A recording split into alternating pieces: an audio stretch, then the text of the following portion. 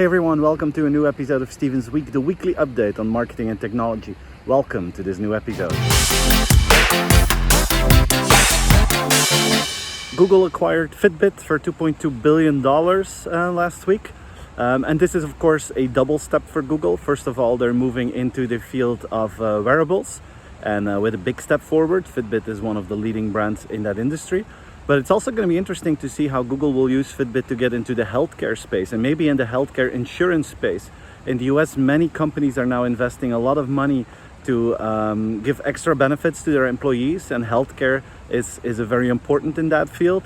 And we've also seen that wearables are starting to play a role in that field as well. So for Google, they have the opportunity to move into that field of healthcare insurances and employee benefits, but also in real healthcare. Imagine what they can do with the data of a Fitbit and combine that with other knowledge that they have about us. This could be an important step forward for them to become a serious player in the field of healthcare. Jack Dorsey, the founder and CEO of Twitter, shared an interesting tweet. He announced that they will no longer allow politicians to pay for advertisement and to pay for amplification of their messages.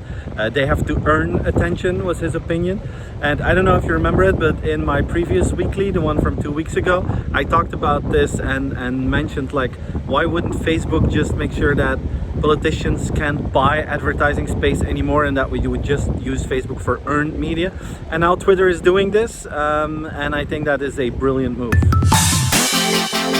As you know, if you go to China as a European or an American, it's pretty hard to pay because they mainly accept AliPay or WeChat, and those payment systems do not work on our phones. Well, that is about to change because AliPay will make it possible for tourists to use AliPay when they go to China. And what you need to do is you need to get a prepaid card, the payment card from the Bank of Shanghai, and then you will be able to use the AliPay system when you're in China for a limited amount of money.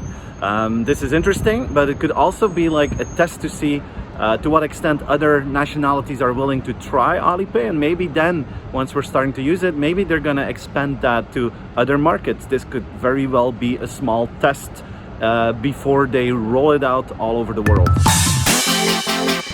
Uber came with their financial results, and they're positive and negative, but the key thing that we learned is that Uber is aiming to become profitable by 2021. And what's clear is that they will probably need to focus more on their initial business, the ride-sharing service, the taxi service basically with the Uber app, because that is the main income stream, and that stream is already profitable. But they have so many different projects that are eating so much money that you see that their next priority will be to focus on a number of businesses, and next to that, cutting costs to make sure that they will start to make some money, because that is what the financial markets expect these days.